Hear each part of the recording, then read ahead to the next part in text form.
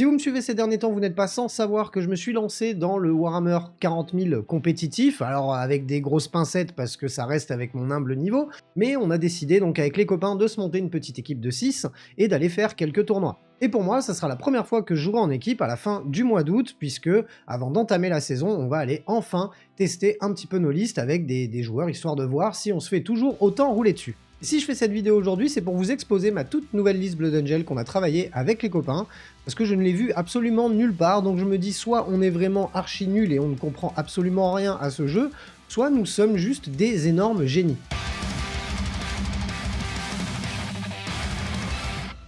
Salut les roommates, ici c'est Félix, vous êtes dans la Wargame Room. On se retrouve aujourd'hui pour un format de vidéo encore un petit peu spécial. Et oui, c'est l'été, c'est beaucoup plus détendu dans la Wargame Room. On reprendra les gros formats de vidéo à partir de la rentrée. J'avoue qu'en ce moment, je peins beaucoup de figurines et je suis beaucoup dans l'entraînement. Oui, on dit entraînement. Mes potes se foutent de ma gueule, ceux qui comprennent pas Warhammer. Quand je leur dis que je m'entraîne pour des tournois, ils imaginent qu'on fait des entraînements de sport, quoi, qu'on va faire la course et faire des tours de terrain, alors qu'en fait non, on boit des bières et on jette des dés, c'est quand même vachement plus cool. Donc pas de panique, les formats un petit peu plus sérieux, enfin un petit peu plus habituels de la chaîne reprendront à partir de la rentrée.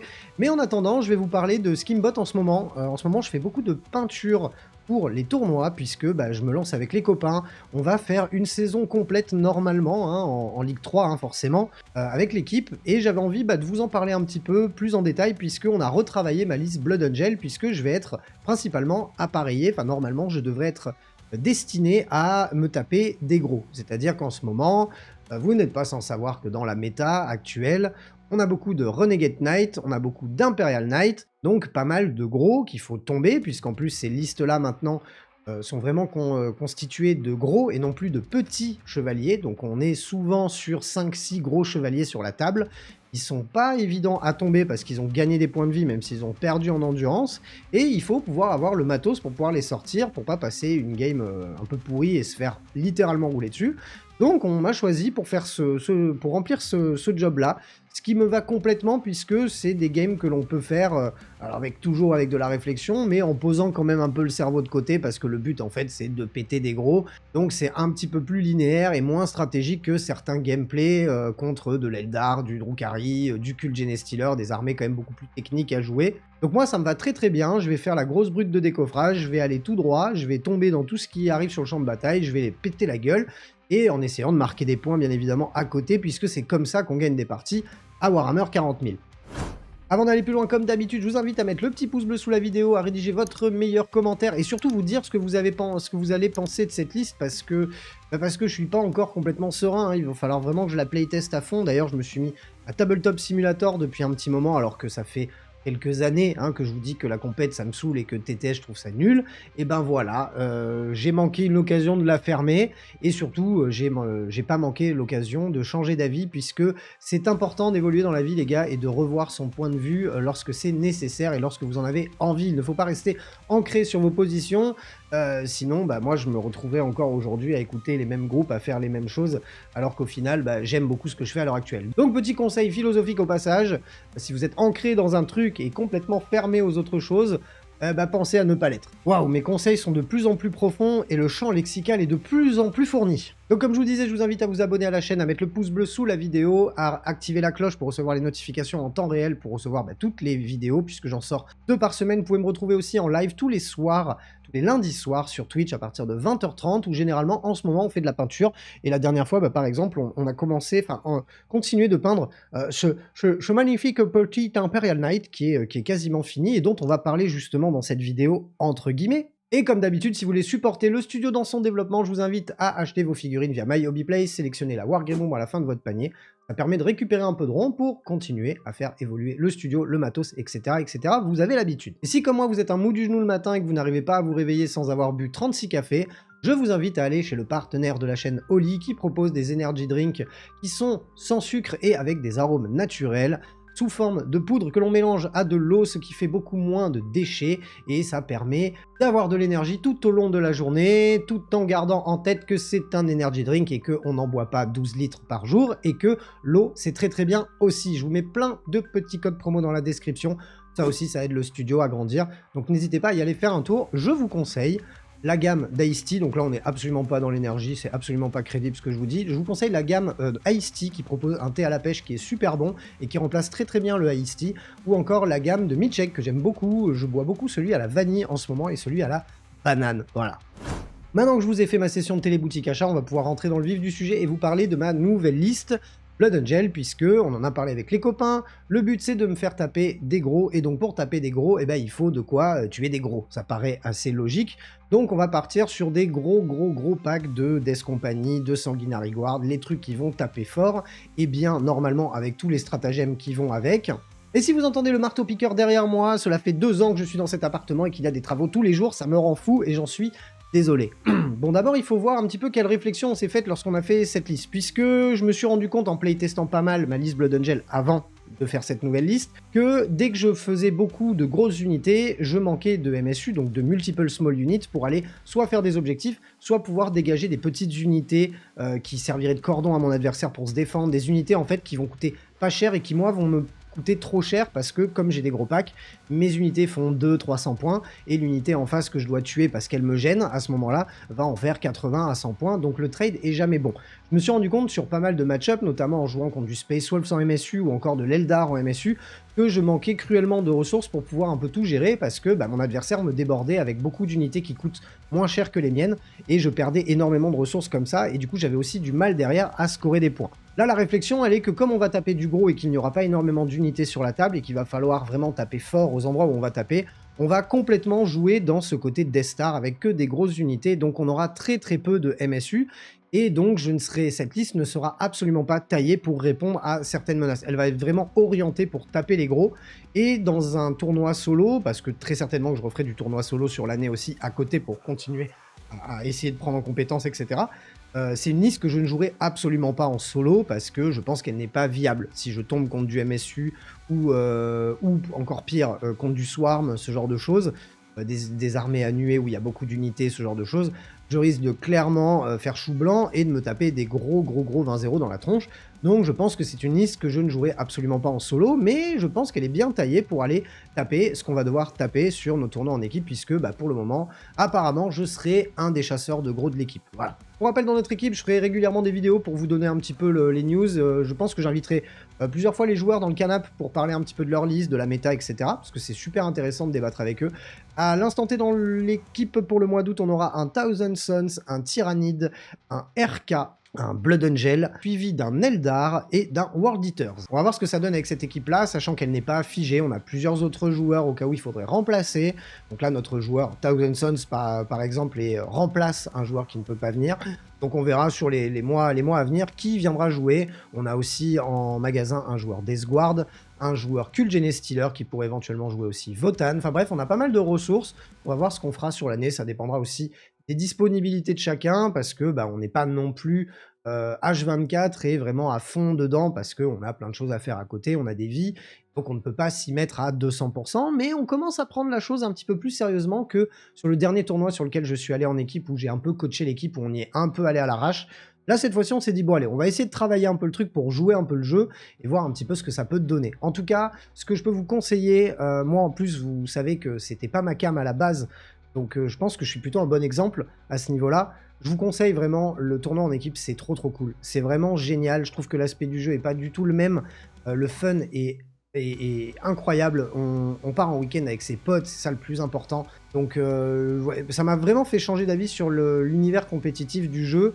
Et vraiment, je me plonge dedans au final. Je me suis laissé avoir parce que je taffe de plus en plus mes listes. Je fais même du tabletop simulator, des choses que je ne pensais vraiment jamais faire. Et pas dans une optique de rouler sur tout le monde, mais juste dans une optique d'être crédible et de savoir un petit peu ce qu'on fait et d'arriver un petit peu moins comme des touristes. Bon, vous êtes là pour une liste, on va parler de la liste. Bon, seigneur de guerre, c'est le commandeur Dante. Le commandeur Dante, il est très cool parce que, accompagné d'une Sanguinary Guard de 6 figurines, avec 2 pistolets à fusion, 6 épées et la petite bannière qui leur fait monter en objectif contrôle, on se retrouve avec une unité qui a quand même pas mal de map control puisqu'on est sur 6 figurines, sur des gros socs qui peuvent tenir les objectifs parce qu'elles ont une bonne résilience. On est sur une sauvegarde à 2+, des mecs qui ont 3 points de vie et une sauvegarde invulnérable à 4+. On sait que derrière, ils ont nativement le fait d'être touchés à -1 au corps à corps, et lorsqu'ils sont accompagnés d'un personnage dans leur unité, ils sont blessés aussi à -1 au corps à corps uniquement. Dante, en plus de ça, leur donne le fait d'avoir un +1 à la touche, ce qui fait que les mecs, lorsqu'ils vont taper sur quelque chose, les 3/4 du temps, ça sera à 2+, avec quand même pas mal d'attaques. Et surtout, derrière, il leur donne le fait d'ajouter un 1 à la charge et à l'advance. Sachant que le garçon, lui, fait 8 attaques, il me semble, avec une grosse force, puis il a un pistolet à fusion, enfin il déconne pas du tout, hein, tout seul en lui-même. Ça sera donc mon Warlord, il accompagnera ce pack de 6 Sanguinary Guard qui va être un petit peu ma grosse unité coup de poing. La dernière fois que je l'ai joué, je crois qu'avec j'ai tombé à RK one shot, ça s'était plutôt bien passé. Malgré un -1 dégâts, alors qu'ils ont que dégâts 2, je m'en étais plutôt bien sorti. Donc c'est une super bonne unité à combiner très très bien avec le stratagème, hein, Blood Angel, la Red Rampage, il me semble, qui permet de me gagner soit Sustained Hit 1, soit le Lens, le mot-clé Lens, donc le fait de blesser à +1 lorsqu'on fait une charge, ou alors de combiner les deux si on accepte d'être battle choqué jusqu'à la fin de la phase, ce qui en soi généralement n'est pas si dérangeant que ça, mais le fait de gagner le mot-clé Lens va vous permettre de blesser quasiment tout le jeu, au moins à 4+, voire à 3+, voire à 2+, selon sur quoi vous tapez. Donc je me retrouve généralement à taper sur des gros à 4+, et à toucher sur du 2+, qui est plutôt assez fiable, et ce qui fait généralement pas mal de trous, puisque la Sanguinary Guard, avec les épées, a une pénétration d'armure de -3, ce qui n'est pas déconnant du tout lorsqu'on tape sur des figurines qui ont des 2 ou des 3+. Ça leur fait vraiment rater beaucoup plus de sauvegarde que si on était seulement PA-1 ou PA-2. À côté de Dante, on a Lemart qui va accompagner un escouade de 10 Death Company à réacteur. Ils ont tout l'équipement possible, c'est-à-dire au total 2 pistolets à plasma, 2 pistolets à fusion, 2 éviscérators, 3 gantelets énergétiques et tout le reste en épée tronçonneuse et en pistolet bolter lourd. A savoir que Lemart leur donne la capacité d'avoir Lethal Hit, c'est-à-dire que lorsqu'ils vont toucher et faire un 6, ils blesseront automatiquement, l'adversaire devra faire sa sauvegarde directement, on n'aura pas besoin de jeter le jet pour blesser. A savoir que la Death Company nativement a la rage noire, ce qui leur permet de relancer leur jet de touche lorsqu'ils chargent, ce qui vous permet d'éviter de mettre un serment de l'instant sur une unité, puisque votre Death Company en fait n'a pas besoin de la relance puisqu'ils l'ont nativement, ça c'est très très très utile. A savoir qu'en plus de ça, Lemart donne le fait de réduire les dégâts de 1 lorsqu'il est accompagné, ce qui fait que vous vous retrouvez avec un pack de 10 figurines avec une sauvegarde à 3+, un Feel No Pain, donc un insensible à la douleur à 6+, et surtout le fait de réduire les dégâts de 1. Ce qui en fait une unité assez résiliente, faites très attention, cela dit, aux mots-clés précision qui peuvent très très vite vous bazarder Lemart et rendre votre unité beaucoup moins tanky et beaucoup moins efficace. C'est généralement ce qui m'arrive lorsque mon adversaire a compris ce qu'il fallait faire pour tomber l'unité. Lemart en tout cas lui tartine aussi un petit peu au corps à corps, mais le gros des attaques ça va vraiment être la Death Company et le fait d'avoir Lethal Hit et nativement cette relance des touches lorsqu'on charge. Et puisque quand on aime on ne compte pas, j'ai rajouté une deuxième escouade de Death Company par 10, là aussi avec salade tomate oignon, donc les 3 gantelets, les 2 éviscérators, les 2 pistolets à plasma, les 2 pistolets à fusion, le reste en pistolet bolter et épée tronçonneuse, qui eux seront accompagnés par Astorat. Astorat qui leur donne la capacité lorsqu'ils sont tués sur un 4+, de pouvoir taper avant de mourir. C'est assez dissuasif, ça va dissuader votre adversaire de vous charger et d'éventuellement vous tuer sans craindre, tout en craignant en fait une petite rebiffe derrière qui risque de faire assez mal. Bon, ça reste sur du 4+, et pas complètement pour ça qu'on prend Astorat. Astorat, on le prend surtout parce qu'en fait, il a le mot-clé Devastating Wounds, donc blessure dévastatrice.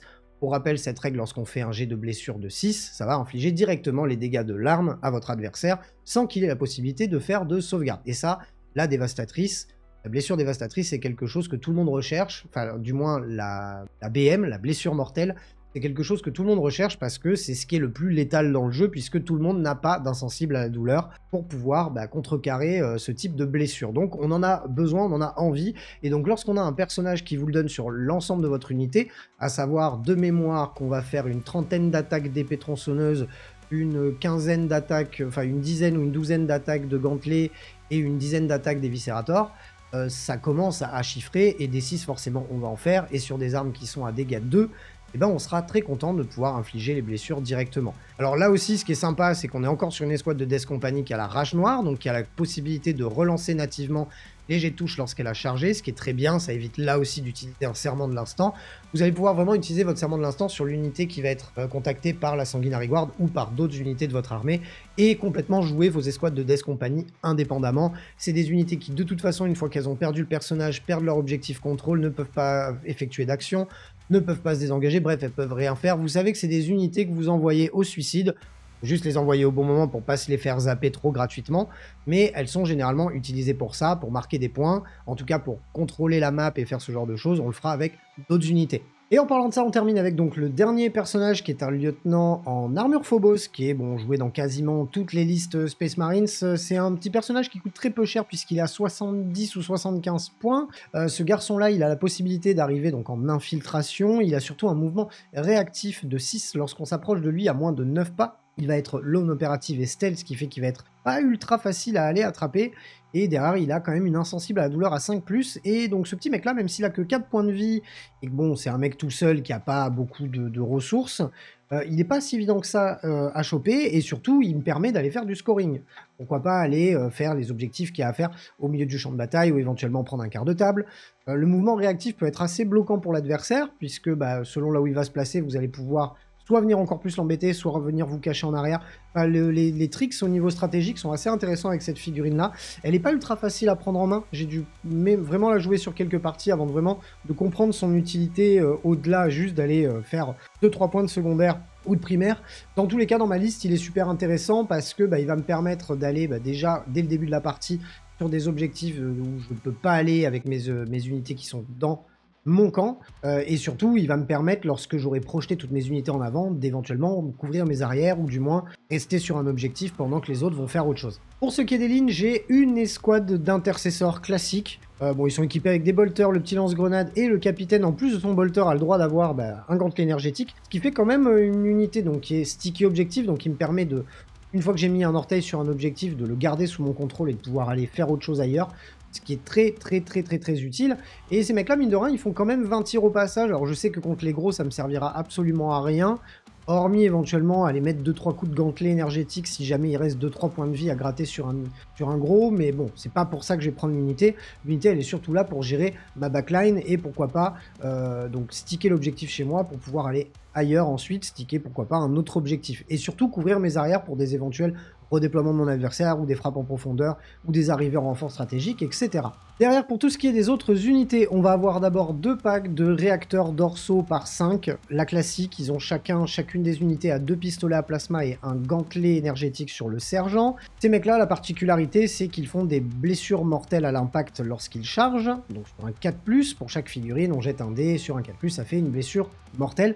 Ça peut gratter les derniers petits points de vie restants sur un Nika qu'on n'aurait pas envie de focus avec des unités plus impactantes. Mais surtout, en fait, c'est ce qui va me permettre de garder mes objectifs, de me projeter sur les objectifs. Le but, c'est de faire plusieurs vagues, d'avoir donc mes vagues de packs de 10 figurines avec les persos qui vont aller à toute barzingue taper l'adversaire. Derrière, mes mecs à réacteurs qui vont garder les objectifs et rester non loin de cette première vague, pour que derrière, s'il reste un petit peu à moissonner avec une petite grenade par-ci, une petite charge par-là, 2-3 coups de gantelet, etc. Ils peuvent assez facilement terminer le travail. C'est pas eux que je vais envoyer au casse-pipe parce qu'ils feront rien. Mais par contre, pour terminer quelques petits points de vie sur un Nika ou sur un RK, ça peut très bien fonctionner. Je ne reviens pas ensuite sur les 2 packs de 10 Compagnies de la Mort, puisqu'ils accompagnent donc les Martes et Astorat. Le pack de 6 Sanguinary Guard accompagne Dante. Pour les autres unités, il nous reste encore un pack d'Infiltrator. J'ai beaucoup de mal à ne pas jouer cette unité. Elle coûte 100 points, elle permet d'interdire les frappes en profondeur à 12. Ça me permet vraiment de les laisser chez moi et d'être complètement serein sur ce qui se passe de mon côté du champ de bataille. Combiné donc à mon escouade d'intercesseurs classiques, les deux vont pouvoir continuellement interdire les frappes en profondeur et les arrivées précipitées dans mon dos ou ce genre de choses, tout en conservant des objectifs. Dans l'idéal, ce que je fais en début de partie, je déploie déjà un peu mon cordon d'un infiltrator pour interdire à 12 et être proche de l'objectif qui est chez moi. Je mets mon escouade d'intercesseurs sur l'objectif qui est chez moi, comme ça il est stické dès le début de la partie. Et après je me casse et je vais ailleurs. Mais mes infiltrators, eux, restent derrière. L'idéal c'est d'en mettre un à 12 pas d'un angle, et puis de les mettre en ligne comme ça, à 12 pas de mon bord de table, un peu plus même que 12 pas, pour pouvoir interdire vraiment le plus possible des frappes en profondeur et ce genre de choses.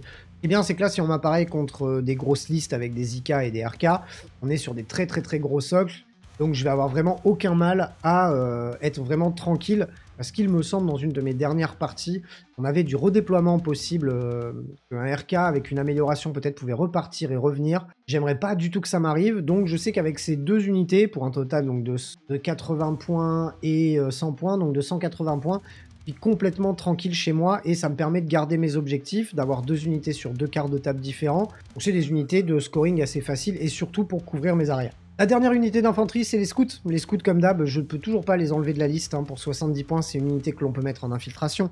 Il y a un mouvement de scout, donc en infiltration, ça veut dire qu'on les place dans le No Man's Land.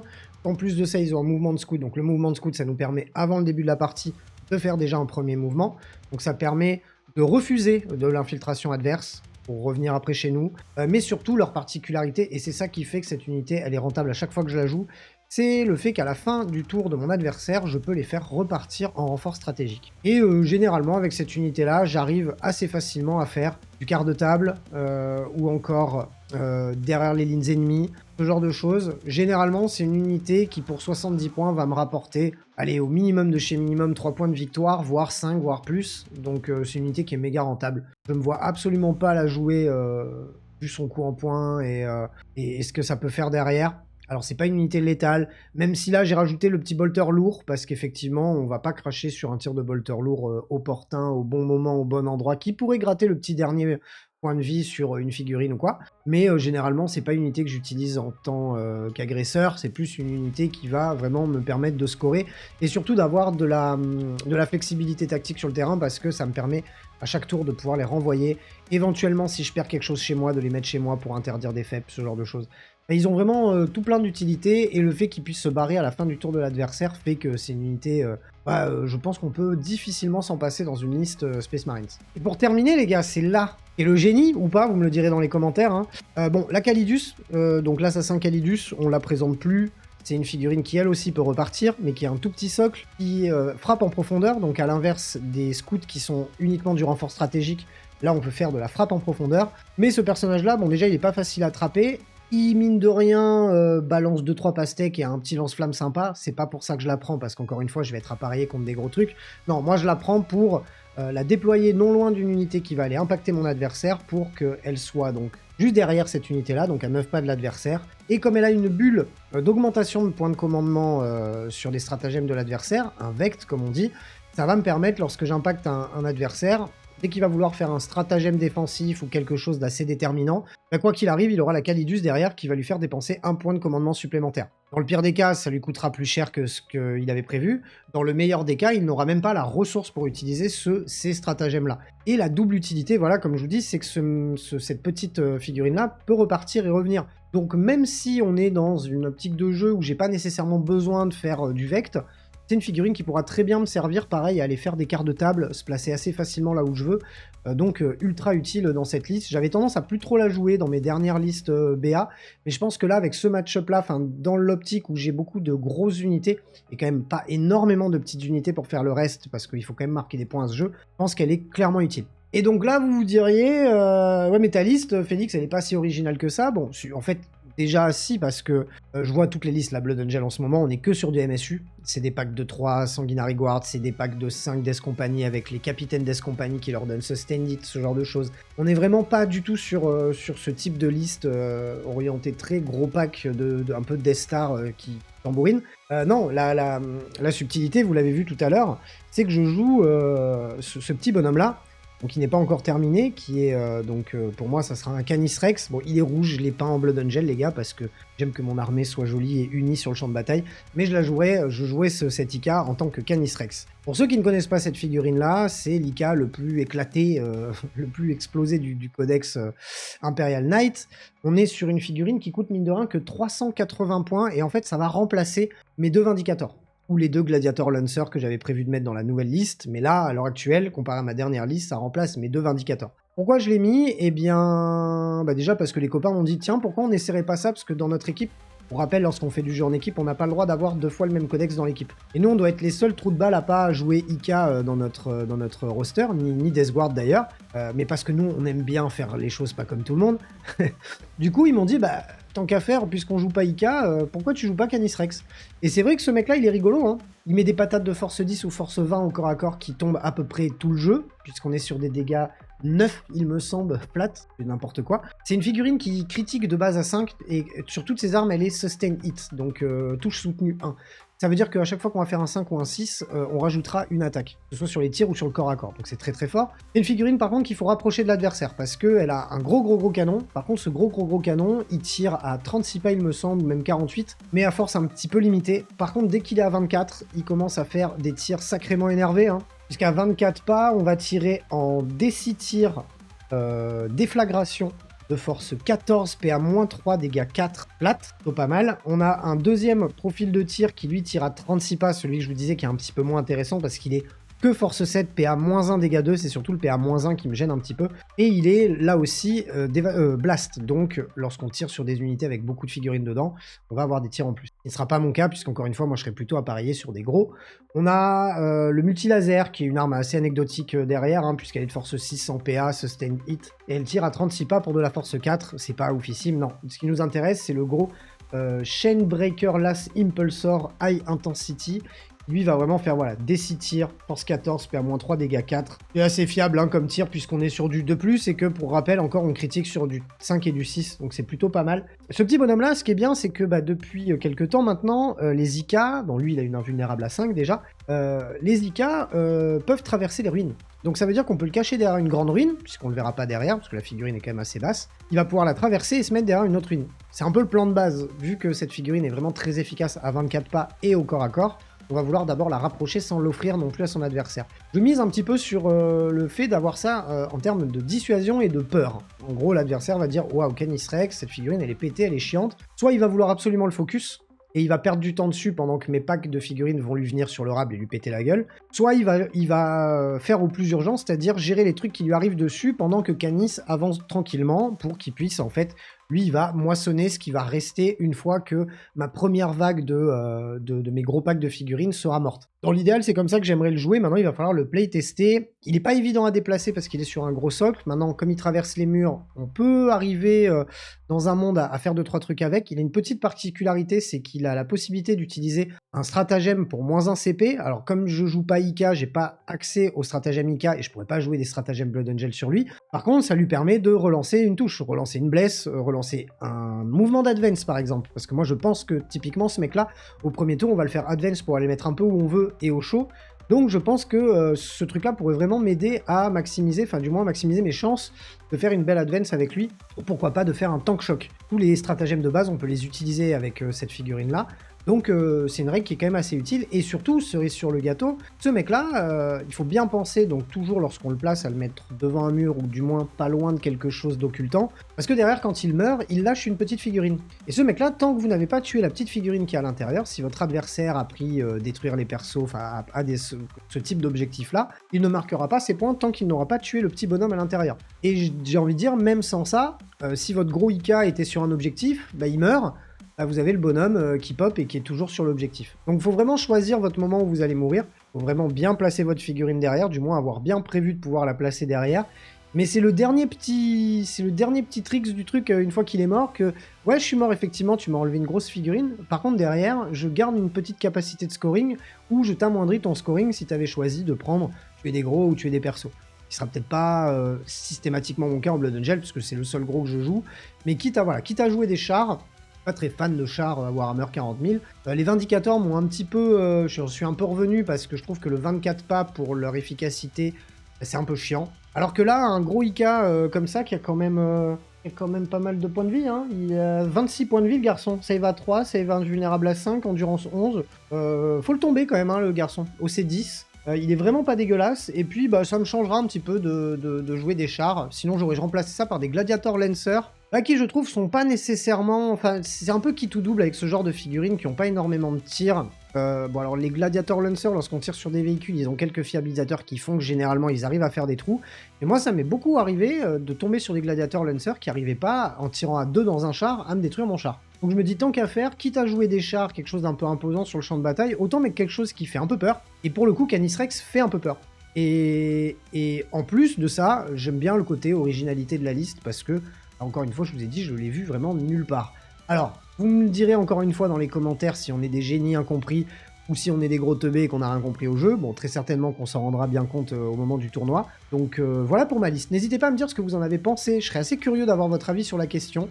Moi, je pense que ça peut être assez rigolo, ça peut surprendre et ça peut un peu faire peur. Et quoi qu'il arrive, hein, mes packs de Death Company et de Sanguinary Guard, c'est assez efficace. Donc ça devrait être assez rigolo et j'ai bien hâte de faire ce petit tournoi. Et j'espère que j'arriverai à être appareillé contre les bons trucs, parce que là, si on m'appareille contre de la Horde, je vais pas faire grand-chose. Mais normalement, on devrait correctement faire notre travail et ça devrait bien se passer. J'espère en tout cas que vous avez aimé cette vidéo. Comme d'habitude, vous mettez un petit pouce bleu. On se retrouve très bientôt pour plein d'autres choses. D'ici là, prenez soin de vous. Salut les roommates.